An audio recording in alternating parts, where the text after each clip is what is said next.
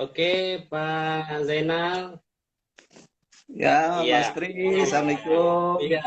Waalaikumsalam, Pak. Sudah dapat spot yang enak, Boleh, iya, insya Allah. Bapak? Sudah dapat spot yang enak biar nyaman?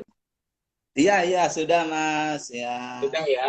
Sudah. ya, Kalau sudah, saya buka dulu ya, Pak. baik, Iya, iya. Mungkin handphonenya bisa dalam posisi steady biar tidak goyang, Pak Zainal. baik, baik. Nah, saya inikan dulu. Ya, Ya, oke, ya, Pak. ya.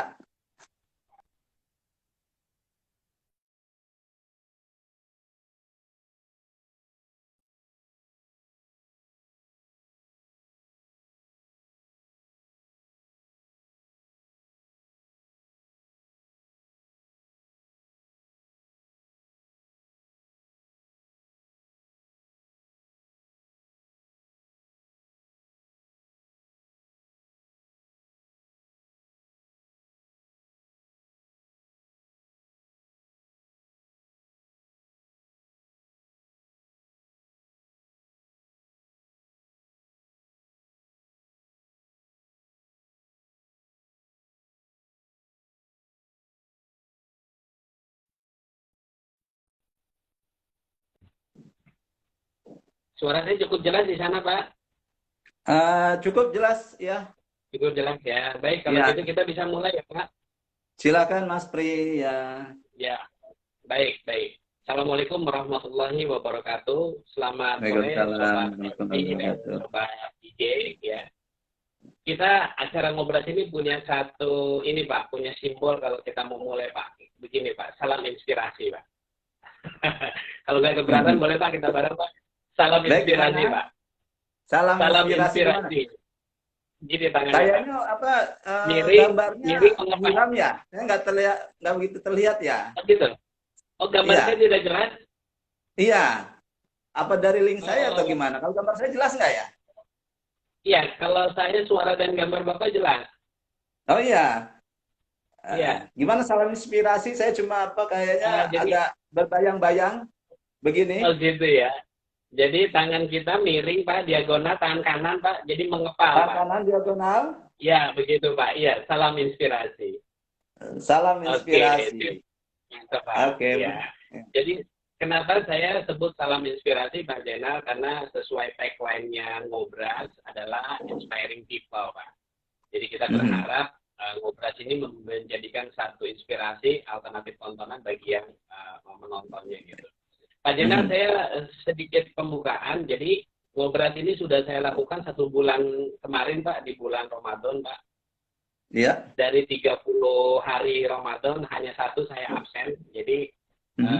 apa ya? Ini berawal dari keresahan saya Mhm. sebagai seorang trainer konsultan yang kalau PSBB mati gaya kalau di rumah terus Pak. Iya, ya. Ya, jadi biasanya apa ya? Ya namanya satu profesi mendeliver sesuatu tuh akhirnya membuat badan kita bergairah gitu. Nah, terus terang Iya. PSBB membuat badan saya nggak bergairah. Akhirnya saya berpikir apa ya? Saya bikin satu gagasan. Ya udah, salah satunya adalah live IG. Wah, Nah, sangat awalnya adalah produktif live IG. itu. Jadi awalnya live IG, Pak Jenal. Jadi artinya gini, walaupun dari rumah, stay at home, bagaimana ya seorang trainer juga tetap melakukan aktivitas, bergerak Mhm. dan bergerak supaya aktivitas yang dulu di masa offline masih bisa terjaga begitu, Pak. Ya, ya. Ya. Nah, jadi itu yang bisa. Nah, seperti yang Bapak ketahui, sebenarnya di Ramadan saya sudah meminta Bapak gitu ya, yang karena Ya. belum lama dilantik, saya merasa gitu ya, wah, pimpinan nomor 1 di alma mater saya harus saya undang nih. Gimana caranya? Pokoknya harus harus bisa gitu loh. Itu Mohon. yang terniat dalam pikiran saya, Pak. Ya, ya, Ya, ya. karena dalam kesibukan satu dan lain hal, alhamdulillah Mhm. walaupun sudah tidak puasa di bulan Mhm. Syawal, alhamdulillah Bapak masih bisa menyempatkan waktu. Nah, karena Iya. juga masih bulan Syawal, Pak Jenal dan juga para sobat FB dan IG, saya taqabbalallahu minna wa minkum, mohon maaf lahir batin. Selamat Hari Raya Idul Fitri 1441 Hijriah bagi yang merayakan. Ya, Ya, sama-sama. nah, oke. Ya, terima kasih Pak. Nah, setelah 10 hari libur, saya merasa bahwa Ngobras banyak yang memberi masukan ke saya, Pak. Teruskan, kemudian lakukan terus gitu ya.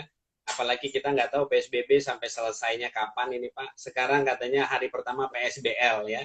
Jadi pembatasan sosial berskala lokal. Kalau kemarin berskala besar, sekarang berskala lokal. Oh, ya. Mobil pribadi yang tadinya cuma supir di depan, tengah jarang-jarang, sekarang asal satu kakak, satu rumah, dia boleh 100% kapasitas. Iya. Tempat-tempat hiburan itu sekitar 30-50%. Transportasi umum masih 50%, jadi belum dibuka semuanya.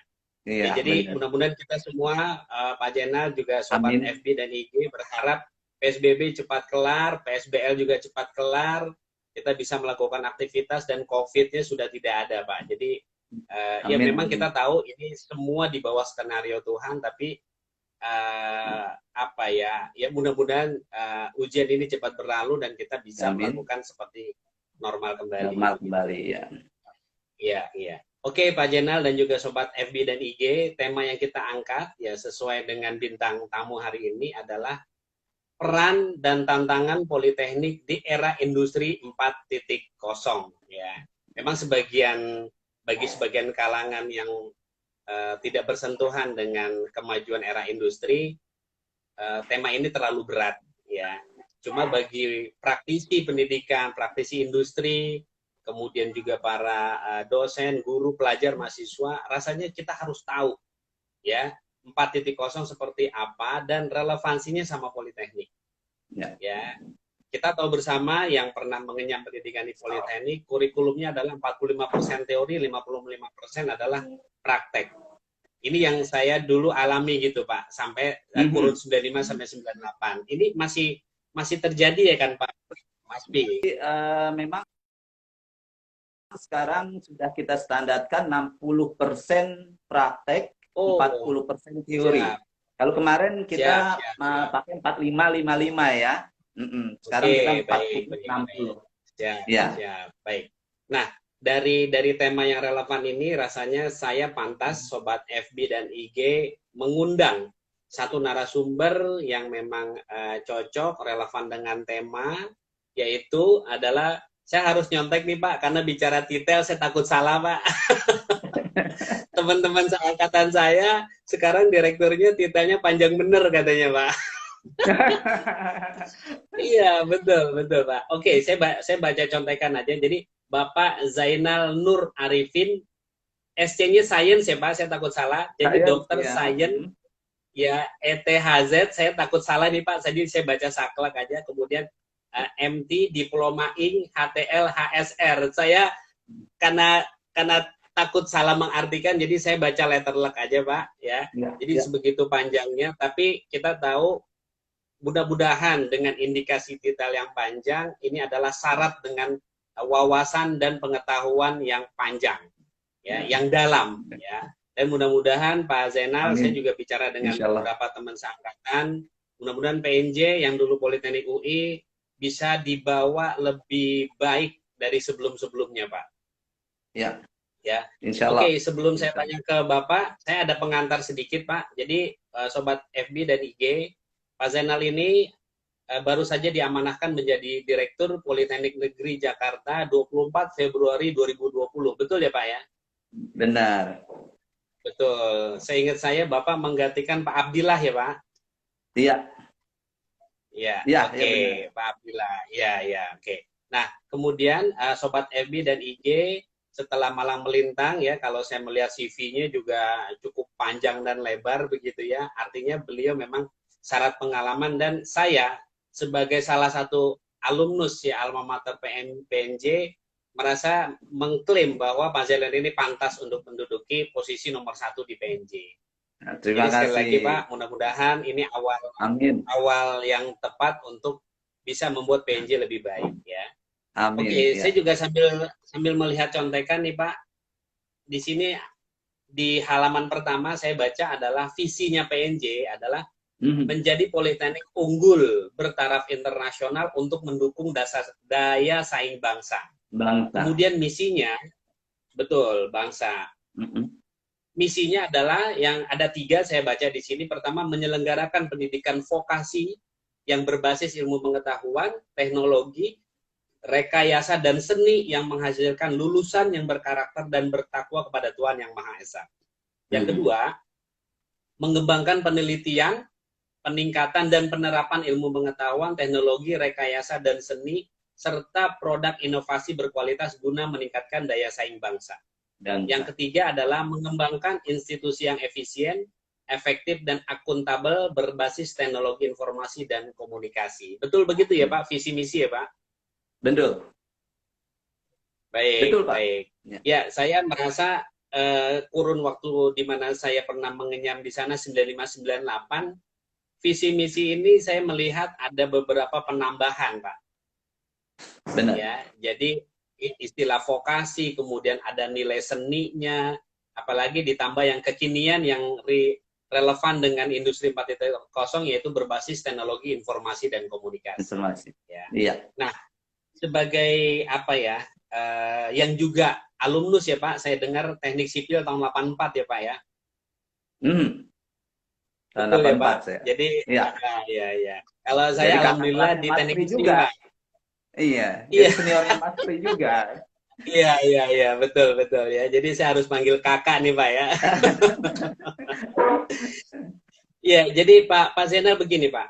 Jujur saya melihat banyak sekali dari materi yang saya baca ini banyak perubahan Pak, yang ya belakangan saya juga ikut mengikuti ya perkembangan PNJ, apalagi sejak dirubahnya nama Politeknik UI menjadi PNJ ini juga banyak bukan tidak terlalu banyak sih, tapi ada beberapa yang saya melihat berubah dari visi dan misi. Nah, mungkin dari situ bisa dijelaskan dulu Pak. Karena mungkin di angkatan Bapak sampai saya mungkin hampir sama ya visi misinya. Kalau saya dulu zamannya ini Pak Budiarjo Pak. Ya. Zaman saya Direktur Politekniknya Pak Budiarjo itu masih Politeknik UI ya? Masih Politeknik UI Pak. Jadi sudah beberapa hal bergeser karena mengikuti perkembangan zaman gitu. Nah, dengan visi misi ini apa sebenarnya sih Pak yang mau diemban PNJ ke depan Pak?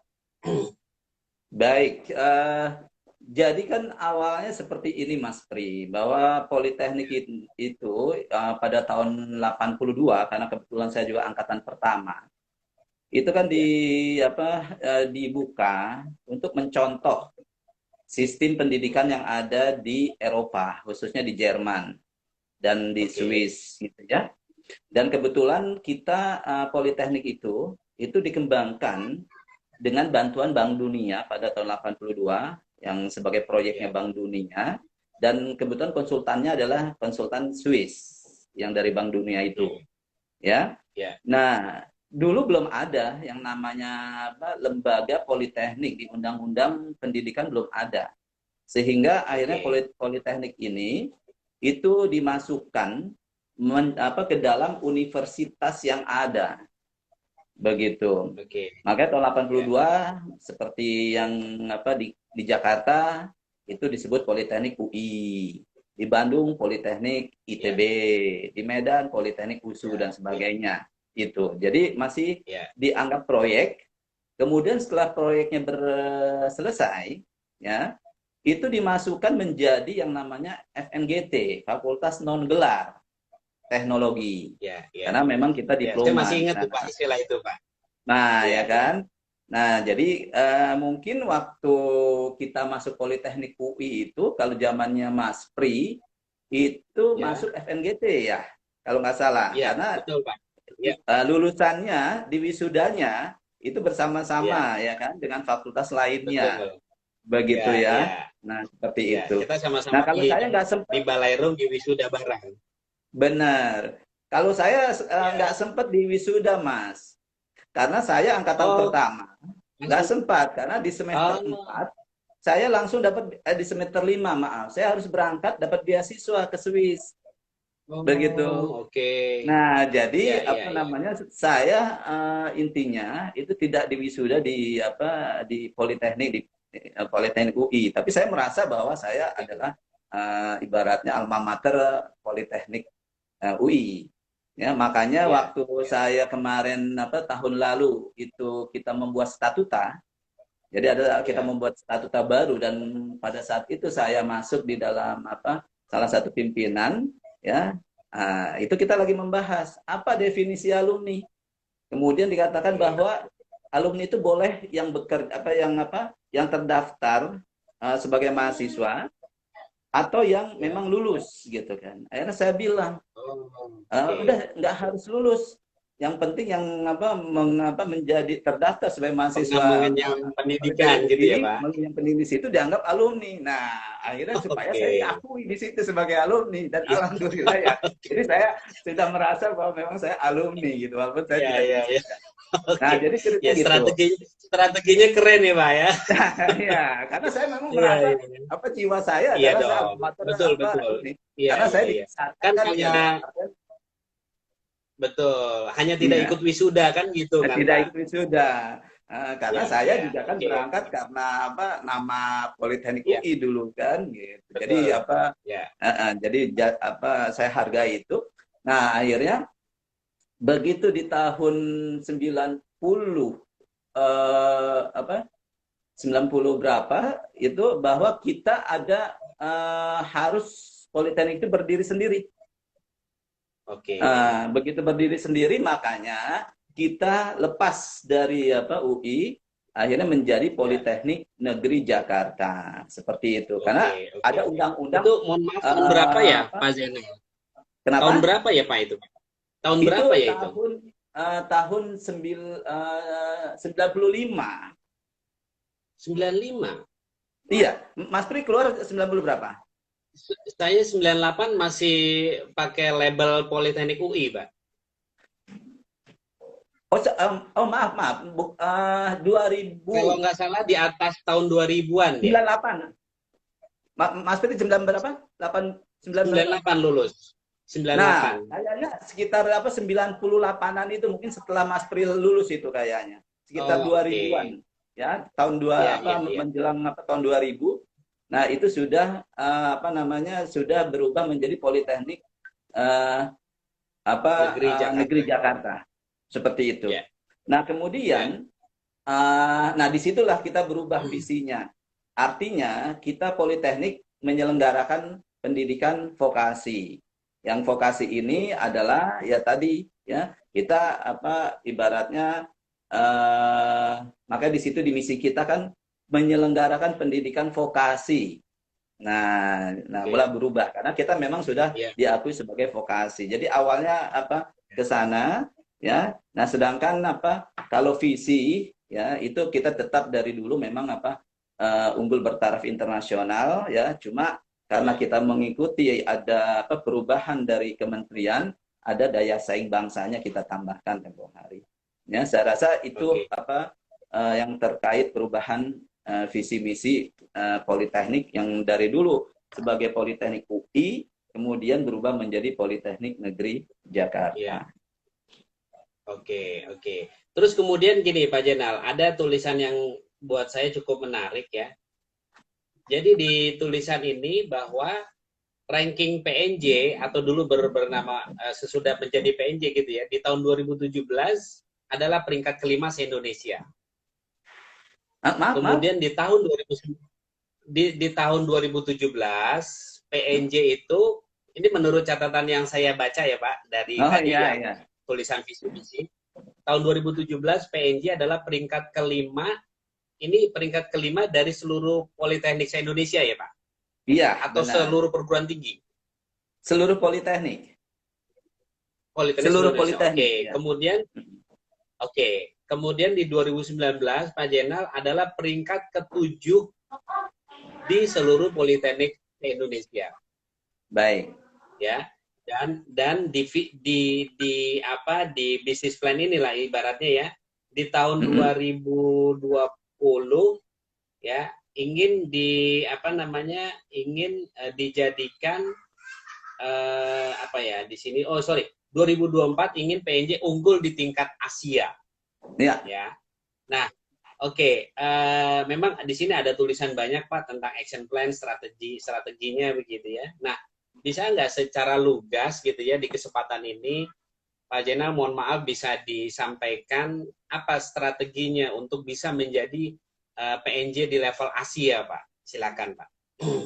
Iya, jadi begini, memang ini kerja berat yang diamanahkan ke saya.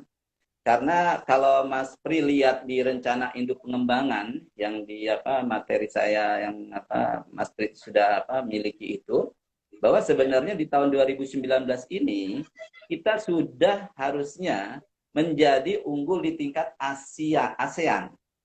Oh, oke. Asia Tenggara. Karena di rencana induk pengembangan kita 2010 sampai 2014 itu rujukan nasional atau unggul di tingkat nasional, 2015-2019 itu tingkat Asia Tenggara. Baru nanti 2020-2024 tingkat Asia. Nah, namun kenyataannya saat ini kita mapping, kondisi kita adalah tadi masih di tingkat nasional, itu belum sebagai ranking pertama. Nah, sehingga memang itu tugas berat saya sebagai direktur, bagaimana membawa dalam waktu kurun 4 tahun ini melompat melampaui 2 tahap target tadi. Ya kan? Artinya adalah kita harus melampaui tingkat Asia dan juga Asia Tenggara dan juga ke tingkat Asia. Tapi strategi saya bilang begini, di zaman teknologi 4.0 ini, ya, kalau kita sudah melompat ke tingkat internasional, tentunya tidak melihat lagi Asia atau ASEAN, kan gitu. Iya. Ya, jadi kita bisa sudah dunia melompat, ya Pak ya. walaupun saat ini kita masih di nasional, ya kan? Begitu kita bisa langsung melompat ke tingkat Asia, bahkan dunia, karena sekarang udah nggak ada lagi tingkatan-tingkatan Asia Tenggara, Asia kemudian dunia, kan gitu. Sehingga dalam perankingan ya, sehingga indikatornya adalah perankingan di perankingan perguruan tinggi yang setiap tahun itu dilakukan oleh lembaga-lembaga perankingan internasional, kan seperti itu. Nah, strategi kita adalah untuk bisa kita meningkatkan perankingan tadi, ya, itu cuma ada 3 target kita yang perlu ke depan kita fokuskan. Yang pertama adalah kita harus meningkatkan mutu lulusan, ya, yang memiliki daya saing internasional.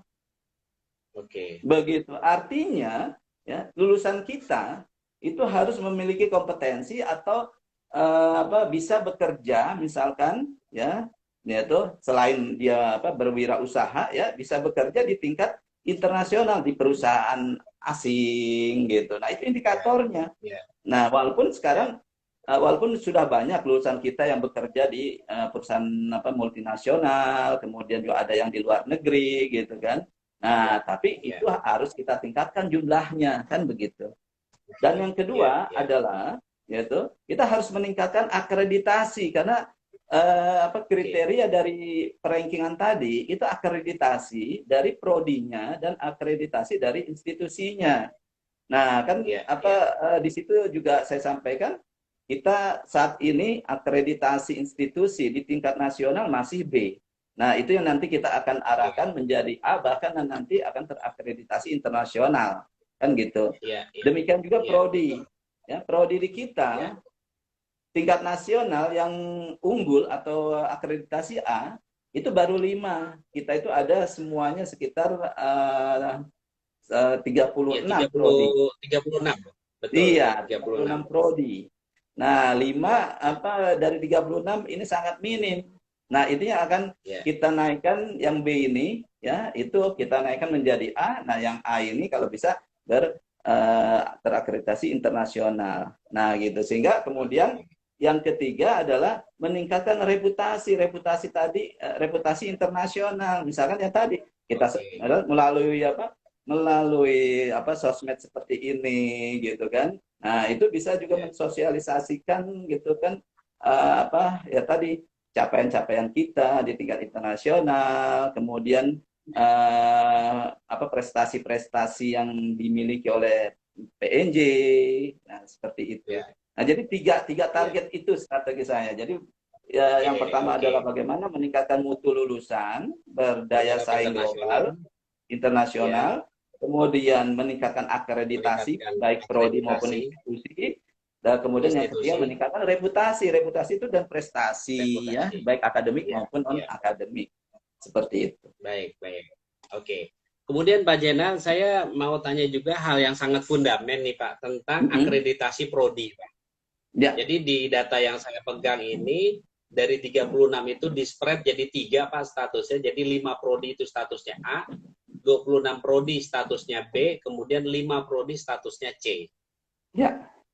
Nah, boleh nggak Pak dikasih gambaran akreditasi level A, B, C ini apa aja sih Pak isinya gitu? Perbedaannya di mana begitu? Ya, baik. Jadi akreditasi secara nasional ini itu dilakukan oleh yang namanya BAN PT, Badan Akreditasi Oke, Nasional Perguruan Tinggi. Nah, di situ ada instrumennya yang apa oke, terkait masalah kurikulumnya bagaimana, kemudian dosennya, lalu bagaimana lulusannya, terserap enggak langsung di industri, ya kan? Kemudian masa tunggu lulusannya, kemudian sarana oke, prasarana di sana, gitu kan? Nah, ini yang apa namanya yang menentukan peringkat akreditasi tersebut. Cuma mungkin perlu diketahui bahwa peringkatan akreditasi seperti ini atau sampai saat ini ya itu masih disamakan antara instrumennya atau indikatornya antara pendidikan vokasi atau politeknik dengan pendidikan akademik. Padahal seharusnya oh, beda. oke, Begitu. oke, Sebagai contoh misalkan, di situ ada yang namanya kinerja penelitian dari dosen, ya. oke. Nah, sedangkan kalau di politeknik, dosen kita itu nggak fokus untuk melakukan penelitian.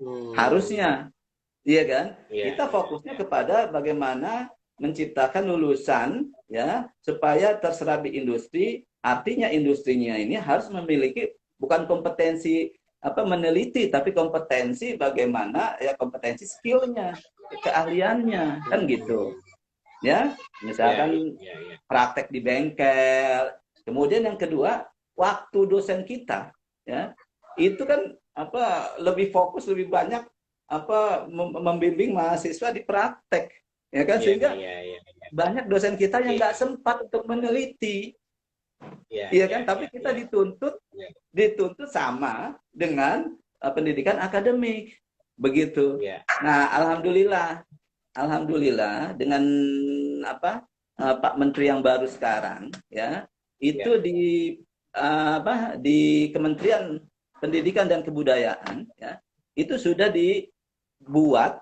yang namanya Dirjen Vokasi.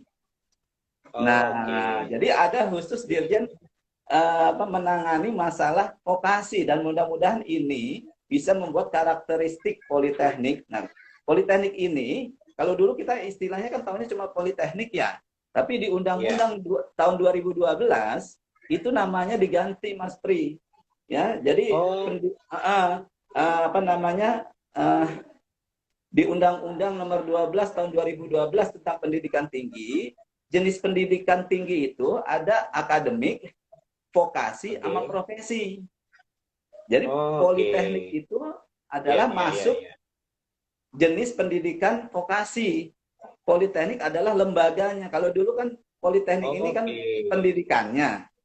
Nah, ternyata Iya, iya, di iya. Undang-Undang 2012 itu vokasi. Nah, dengan dibentuknya Dirjen Vokasi ini, nah sekarang ya kebetulan saya termasuk salah satu tim juga yang Oke. membuat instrumen untuk akreditasi ya program studi untuk vokasi. Nah, di situ kita masukkan bahwa kalau pendidikan vokasi itu karena kita banyak kerjasama dengan industri, banyak prakteknya, sehingga apa namanya indikator itu menjadi kekuatan dari politeknik yang bobotnya harusnya besar. Yang selama ini Oke. itu tidak ter apa terdetek oleh instrumen yang akreditasi yang selama ini. Nah, jadi ke depan nih ya, ini sedang kita godok ya, alhamdulillah saya masuk salah satu timnya, dianggap karena mungkin kita dari Politeknik gitu kan. Akhirnya mereka meminta kita kira-kira apa indikator yang menjadi ciri khas pendidikan vokasi ini gitu kan. Sehingga insya Allah ya tadi dalam rangka kita meningkatkan akreditasi, ya instrumennya berubah. Mudah-mudahan yang dulu sebenarnya kita sudah memiliki potensi itu atau indikator tersebut, tapi tidak ternilai atau terangkatlah nilainya karena instrumennya yang memang tidak melihat ke sana. Begitu. Oke, oke. Terima kasih, Pak. Nah, kemudian juga ada di tulisan ini saya melihat satu grand design ya Pak, grand design untuk menuju ke world class politeknik. Jadi mungkin nanti pertanyaan saya ini bisa dikaitkan dengan bagaimana politeknik beradaptasi dengan industri 4.0 Pak. Jadi saya bacakan dulu ya, di sini grand design dari mulai 2020 sampai 2024. Ya. Jadi saya bacakan secara singkat aja. Jadi di 2020 PNJ akan diusahakan masuk di top 5 politeknik. Kemudian ini saya yang menonjol aja ya Pak, jadi supaya lebih ringkas. Kemudian di 2021 menjadi top 3 politeknik, kemudian di 2002 menjadi ranking pertama politeknik. Kemudian di 2023 peringkat, nah ini saya mungkin mau bertanya nih, ada istilah yang saya belum paham. Jadi peringkat 451 sampai 500 QS Asia. Kemudian yang terakhir di 2024 gitu ya. Jadi menuju world class politeknik di 2029 ya. Di sini dituliskan sampai 2024 menempati ya targetnya di 2024 peringkat 401 sampai 450 QS Asia. Sehingga nanti di 2029 yang menjadi world class politeknik, peringkat Politeknik Negeri Jakarta ingin menjadi di 500 dunia versi QS. Ya. Nah, oke, artinya nanti bisa diringkas saja Pak jawaban ini. Kemudian gini, maksud saya QS itu peringkat apa sehingga apakah nanti dengan sudah menjadi world class, apakah ini mau tidak mau akhirnya diklaim bahwa kita sebenarnya sudah mau menuju ke 4.0 atau sudah masuk Pak di 4.0? Silakan Pak. Baik, jadi begini. Pertama yang saya jelaskan terkait perankingan tadi. Jadi memang banyak lembaga-lembaga perankingan di dunia atau di luar negeri ya untuk meranking perguruan tinggi di seluruh dunia. Nah, yang biasa kita pakai di Indonesia yang kita akui itu adalah yang kita sebut QS ya. Jadi itu lembaga perankingan QS. Nah, lembaga perankingan QS ini dia selalu setiap tahun itu menilai, memunculkan 500 perguruan tinggi dunia. Begitu. 500. Nah, itu yang saya tadi katakan. Jadi tidak ada lagi sebenarnya level Asia Tenggara, level Asia, jadi langsung dunia. Nah, cuma di sini artinya kita masuk di level dunia misalkan ya, tapi adalah kita bandingkan dengan perguruan tinggi yang ada di Asianya begitu. Ya, jadi dia juga selain yang di tingkat dunia, dia memilah lagi di tingkat Asia ya, itu 500 juga. Sehingga kita nggak perlu muluk-muluk, artinya ya ini aja kita akan capai dalam waktu 3 tahun ke depan ya kan. Minimal di peringkat 450 sampai 500 lah di ujungnya dulu gitu kan. Nah, itu kita sudah saya rasa sudah merasa bahwa kita sudah memang di tingkat Asia sudah unggul gitu kan. Artinya adalah di peringkat 500 itu. Kemudian kita bisa naik di 2024 menjadi 400 ya kan. Nah, sehingga siapa tahu di 400 ini juga jangan-jangan adalah juga 500 di tingkat dunia kan begitu levelnya seperti itu. Jadi memang kita bertahap gitu. Jadi memang kita nggak muluk-muluk menjadi top one-nya Asia atau ASEAN ya, karena tadi kayaknya dengan 4 tahun untuk melompat dari nasional ke tingkat internasional aja juga itu udah sesuatu yang menurut saya agak cukup berat. Tapi insya Allah ya kalau ada tadi ada mimpi yang kita usahakan untuk kita capai, dan kita juga minta ke semua jajaran di PNJ untuk bersinergis untuk mencapai ini. Gitu. Mudah-mudahan ya mimpi kita ini bisa terrealisasi. Iya, saya sebagai alumnus sangat senang Pak mendengar ini, karena bagaimanapun ya alma mater kita adalah tempat di mana kita, ya mohon maaf kalau bahasa saya tadinya bodoh, ya paling tidak jadi tidak bodoh lah gitu ya. Atau tadinya pintar, kita semakin pintar, yang sudah pintar jadi semakin pintar. Ya. Artinya saya merasa senang ketika ada satu figur, apalagi orang nomor satu yang punya perspektif ke depan ingin menjadikan alma mater ini menjadi world class, Pak. Ya. Nah, di kepala saya Pak, ini terus terang baru aja mendadak nih dapat inspirasi begitu ya. Ada dua yang mengganggu di kepala saya gini. Untuk menjadi world class, atau nggak usah world class dulu deh, Asia maupun ASEAN ya. Tinjauan saya ada dua yang untuk membenahi ya. Yang paling penting kalau menurut saya. Kalau memang ini kalau saya keliru tolong dikoreksi. Pertama adalah tenaga pendidik, dan kedua adalah tentunya mahasiswa. Ya.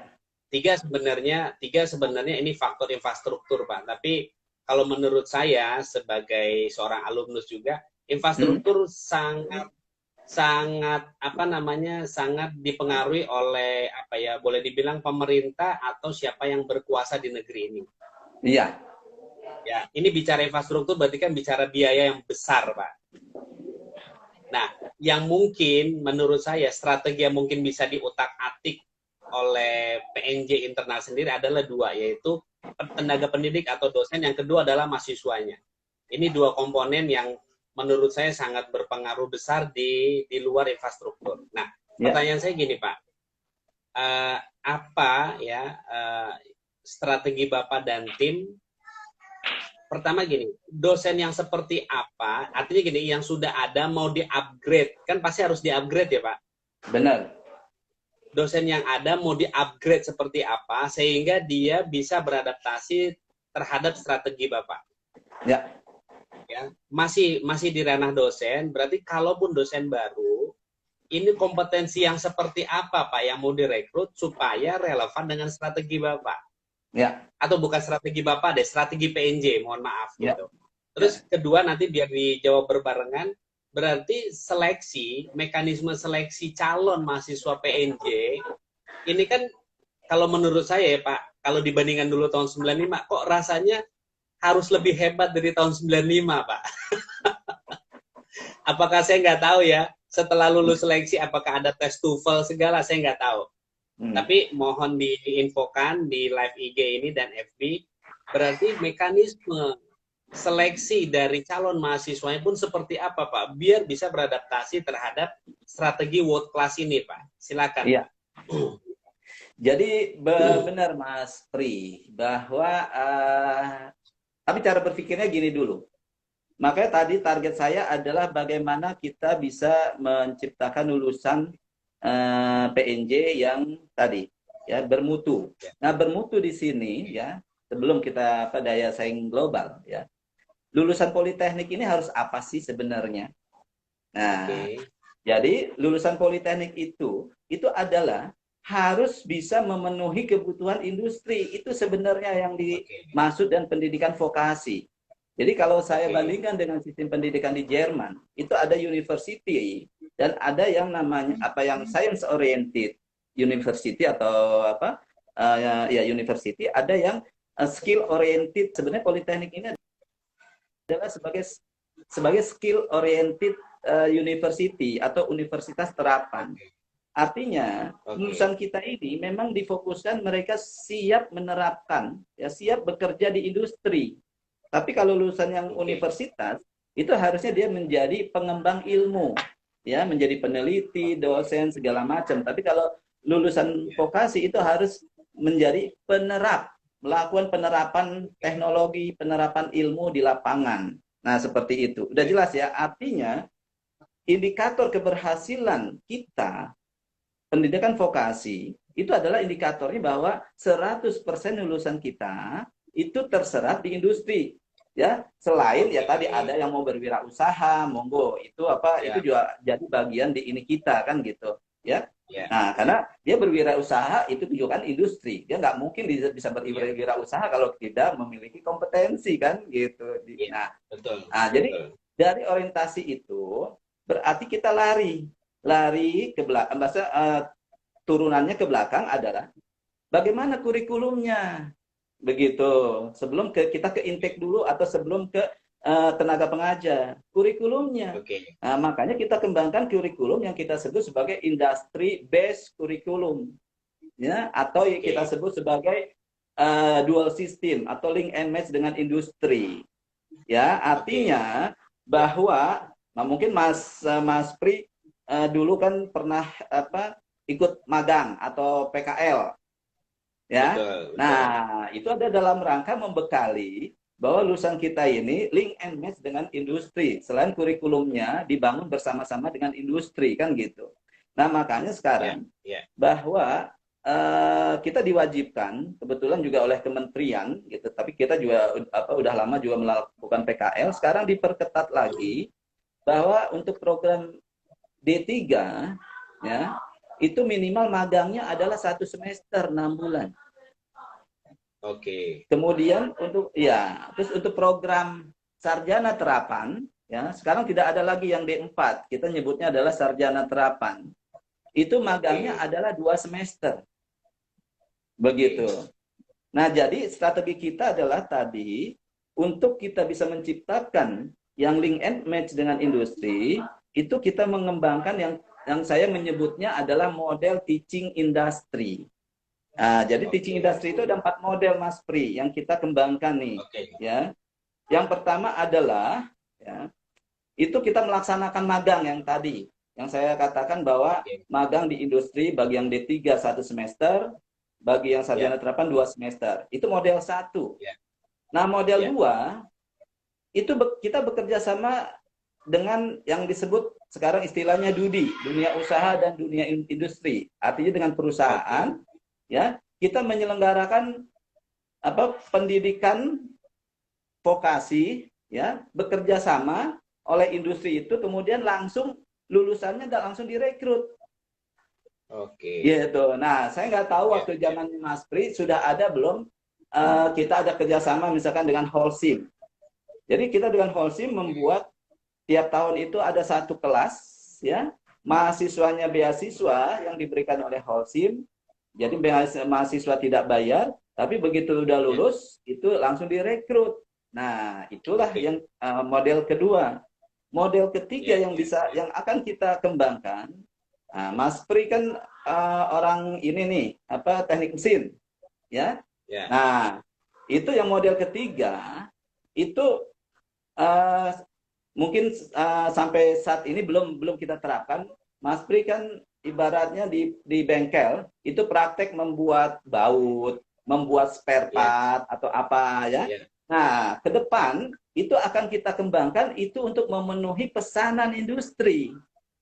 Oh, oke. Jadi bukan hanya untuk Jadi, praktek aja. jadi, jadi vendornya industri ya, Pak ya? Benar. Jadi industri di dalam Oke. kampus itu kita sebut teaching Iya, iya, industry. Jadi iya. industri itu, jadi bengkel itu ya atau lab ya itu dijadikan Ya. apa industri ya teaching industri yang digunakan juga untuk prakteknya mahasiswa Ya, ya. sehingga Paham, paham, paham. sehingga mahasiswa ada kebanggaan begitu praktek membuat Ya, baut. Oh iya, apa ternyata apa digunakan produk saya, ya kan? Dan ya, kedua, ya. juga dosen sama mahasiswa jadi serius kan untuk menciptakan atau Oke. menghasilkan apa namanya produk yang memang benar-benar ya di apa ibaratnya Terpakai di digunakan industri begitu di ya. industri. Ya, Jadi ya, bukan hanya ya, untuk dapat nilai, iya kan? ya, Gitu. ya, ya. Nah, itu Oke, model oke. 3. Jadi ke depan akan kita kerjasamakan bahwa bengkel-bengkel itu, ya kan, untuk bekerja sama untuk memenuhi industri, gitu kan. Nah, Oke, kemudian oke. demikian juga tugas akhir, ya kan. Kalau kalau yang praktek biasa mungkin untuk yang reguler, yang produknya produk masalah gitu kan, ya. Tapi kalau yang tugas akhir mungkin untuk ada pesanan dari industri mendesain apa, spare part apa, nah udah diinikan, dijadikan tugas akhirnya si mahasiswa, sehingga disitulah link and match dan industri. Sehingga siapa tahu begitu mereka udah lulus ya, karena tugas akhirnya itu apa, ibaratnya memuaskan perusahaan tersebut atau industri tersebut, langsung direkrut, kan begitu. Nah, itu model 3 yang nanti kita ke depan kita kembangkan. Model keempat adalah kita bersama-sama industri buat yang namanya mini factory di dalam kampus, gitu. Ya, nah mini factory ini juga kita gunakan untuk prakteknya mahasiswa persis seperti tadi yang model 3. Kalau model 3 kan bengkel kita ya. Nah, kalau model ini adalah kita kerjasama dengan industri lain, dengan pihak industri. Nah, sehingga itu strategi kita. Nah, melalui teaching industry ini, mutu mahasiswa bisa ditingkatkan, mutu dosen juga bisa ditingkatkan, kan begitu. Sehingga si dosen ini bukan hanya ngajar begitu aja, nggak ngikuti perkembangan apa teknologi yang ada. Jadi kita otomatis memang kita perlu meningkatkan mutu lulusan dengan melakukan training bagi dosen yang ada, ya kan? Tapi sekarang strateginya nggak hanya itu, Mas Pri. Strateginya adalah kita itu menggunakan praktisi dari industri untuk kita rekrut untuk menjadi pengajar di kita. Jadi kita nggak perlu training. Begitu. Karena apa? Ya, karena sekarang masalahnya undang-undang di kita itu untuk menjadi dosen harus S2. Nah, sedangkan politeknik dosen itu harus memiliki kompetensi, ya kan, yang dibutuhkan di industri. Nah, kita kan sulit cari orang industri yang ijazahnya S2 sulit. Iya kan? Nah, betul. Kemudian kita mau rekrut dosen, paling yang ngelamar adalah S2 yang fresh graduate. Yang akhirnya kita butuh dana, butuh anggaran, ya kan? Nah, padahal tahu sendiri anggaran apa? Negara itu kan terbatas, ya kan? Nah, jadi mahal kalau kita meningkatkan kompetensi yang fresh graduate itu, walaupun itu ada. Tapi yang lebih dominan ke depan itu kita akan merekrut orang-orang industri, ya, kita akui sebagai dosen. Nah, ini ada yang mungkin istilahnya baru, walaupun dia bukan S2, tapi dia boleh ngajar. Kita sebut, kita RPL kan, Recognize Prior Learning.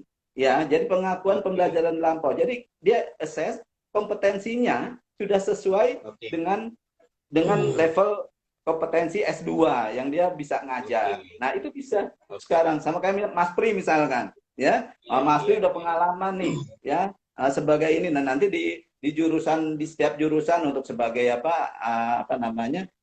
Ilmu komunikasi, ilmu apapun gitu kan.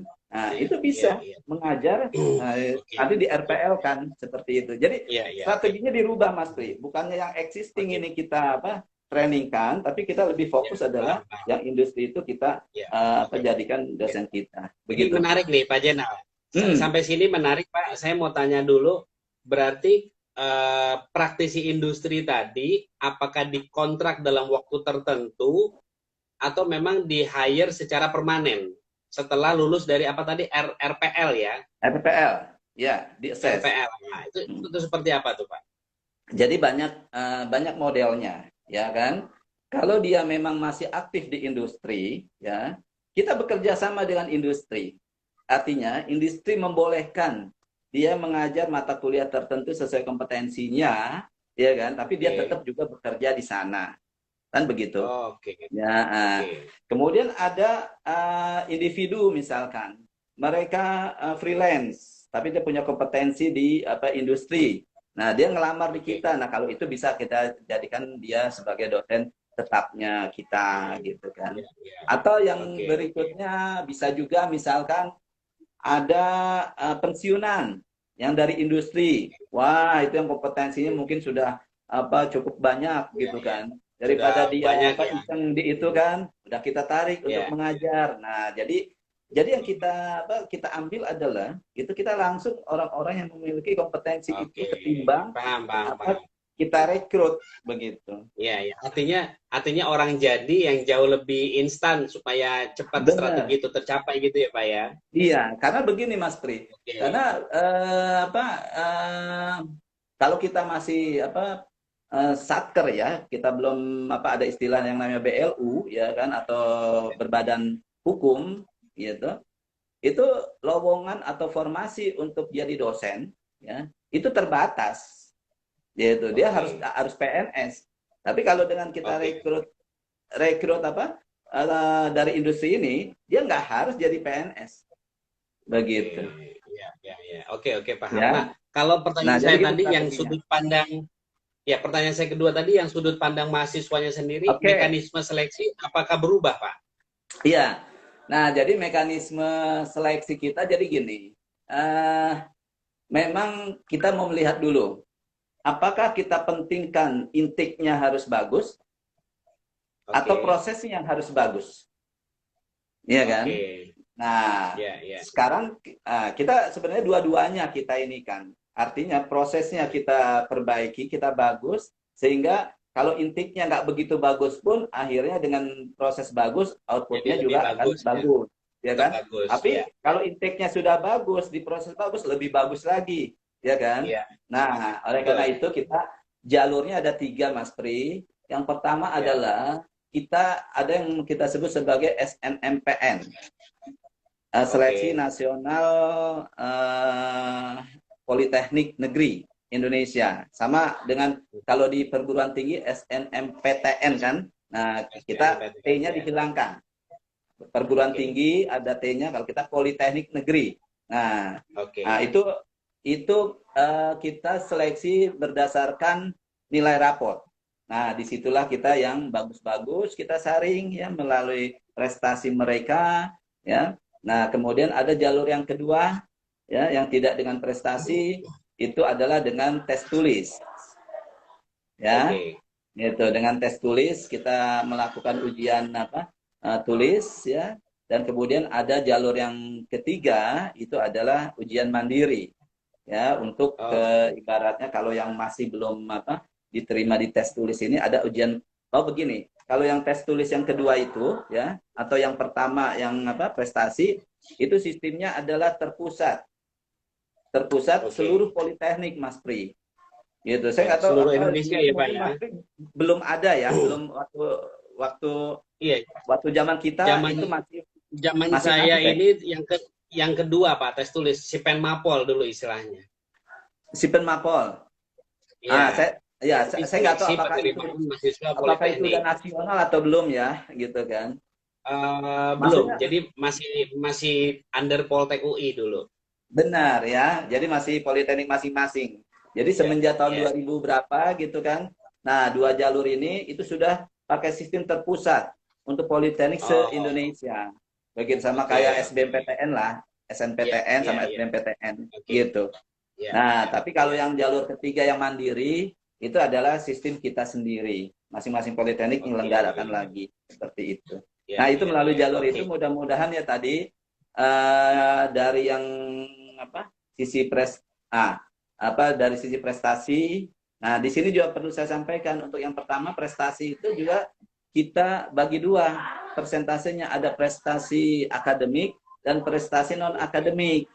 Jadi ada yang dia tidak memiliki prestasi, misalnya prestasi akademiknya tidak begitu tinggi, tapi dia memiliki prestasi non akademik, misalkan juara apa, misalkan dia itu sebagai itu dipertimbangkan ya, Pak ya. Nah, itu kita pertimbangkan juga. Karena sulit juga. Kita mau cari yang dua-duanya, akademik bagus dan akademik bagus ya belum tentu, itu sangat sedikit sekali gitu kan. Iya. Nah, jadi kita, Pak Jenal, ini makin menarik nih Pak Jenal. Ngobras itu walaupun 1 jam, tapi kalau temanya menarik, yang membawakan menarik, ini jadi nggak terasa Pak. Kayaknya baru 5 menit ya, udah mau habis gitu loh. Ya. Kita sudah ada di sekitar 5 menit di penghujung talk show kita, Pak. Baik. Ini terakhir Pak, pertanyaan saya lebih kepada pendapat pribadi ya. Karena gini Pak, di tahun lalu saya alhamdulillah diberi kesempatan ya oleh PNJ, waktu itu lewat Pak Fahrudin, Pak. Jadi beliau ini dulu dosen mekanika fluida zaman saya kuliah, Pak. Iya, sampai sekarang kali Mas. Jadi, ya, mungkin tahun ini atau tahun depan dia cerita dia udah mau pensiun gitu ya. Iya. Ya, Nah, jadi saya di dalam sebuah seminar atau training saya ketemu ngobrol-ngobrol panjang lebar, akhirnya kemudian saya diamanahi untuk mengisi mata kuliah entrepreneurship di PNJ, Pak. Iya, Tahun benar. lalu. Hmm. Waktu itu saya ingat di Gedung Ki, ya. Hmm. Nah, kemudian yang kedua kali dikasih kesempatan untuk yang AKN Demak, Pak. Iya. Hmm. Jadi kan katanya ada beberapa akademi komunitas negeri yang diasuh oleh Politeknik se-Indonesia. Iya, Nah, benar. salah satu akademi komunitas negeri yang diasuh Politeknik PNJ adalah AKN Demak. Iya. Ya, jadi pernah mengisi di dosen tamu di PNJ, kemudian untuk AKN Demak, sama kemudian di AKN Demak kedua kali, tapi saya waktu itu bawakannya di Jogja, Pak. Oh gitu. Itu Nah, tahun berapa, Mas ya, Pri? tahun lalu, Pak, Oh 2019. berarti ya apa saya maaf Pak ya. Oke. Terus? Ya, oke.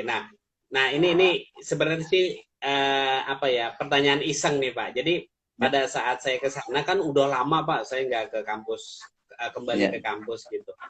Saya iseng Pak, saya ngeliat kantin, terus kemudian kelas-kelas saat kami dulu kuliah gitu ya. Nah, yang menggelitik saya nih Pak, saya nggak tahu apakah sekarang udah berubah.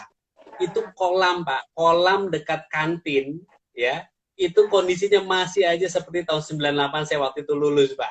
Benar, benar, benar. Jadi mohon maaf ya, airnya keruh, warna hijau, di pinggir-pinggirnya ada kodok-kodok gitu ya. Jadi Ya. setahu saya itu kolam renang. Ya. Ya, kolam renang yang digunakan ya pasti untuk berenang gitu kan, bukan mandi umum kan gitu ya. Ya, Nah, ya. jadi kalau ya ini mohon maaf Pak, kalau dengan kerendahan hati saya menyampaikan, saya nggak tahu apakah ini udah berubah, tapi kalau seandainya bisa berubah seperti kolam renang ideal itu kayaknya keren banget tuh Pak. Benar. Iya. Ya. Ya. Dulu Pak, tahun 98 itu dijadikan tempat menyemburkan orang ketika dia sudah lulus ujian skripsi Pak, Sudah. ujian sidang akhir. Cair, iya. Iya, iya, iya Iya, benar. saya beruntung Pak. Jadi saya dapat di hari pertama dan kelompok saya lulus yang pertama Pak. Jadi tidak diceburin. Jadi iya, jadi ini memang curangnya saya nih. Saya tidak Benar. diceburin tapi saya menyeburkan teman-teman saya. Iya, iya, iya, iya, iya, iya. Iya, iya. Maksud saya gini, Pak. Saya ketika masuk dari depan terus ke tengah, banyak fasilitas yang sudah berubah, Pak. Jadi saya bangga sekali gitu ya. Hmm. Cuma memang terus kemudian ada satu Pak yang membuat saya juga bangga, itu di belakang saya kan sempat ke bengkel listrik dekat Pak, dekat yang energi Pak, teknik energi. Iya, oke. Ya. Nah, itu di situ yang kerjasama sama kalau nggak salah Yuti ya Pak. Bukan, Trakindo mungkin. Sorry, ya Trakindo. Saya Nah, ingatnya heavy alat berat ya, equipment. alat Ya. berat, iya. Iya. Saya ingatnya heavy equipment. Jadi di situ sudah dibuka satu workshop yang memang disponsori oleh Trakindo. Trakindo sampai dibuka di situ untuk jadi satu program studi atau prodi. Hmm. Nah ini saya keren banget. Mudah-mudahan banyak juga fakultas atau prodi-prodi lain yang juga dipelopori seperti itu Pak. Ya. Ini yang di luar. Jadi, nah ini yang kontradiksinya di satu sisi fasilitas untuk keteknikannya oke, tapi fasilitas yang umum Ya. mudah-mudahan bisa seimbang Pak. Jadi ada keindahan mata ketika mungkin orang kan kalau habis belajar suntuk ke kantin mandang kolam tuh kayaknya jernih.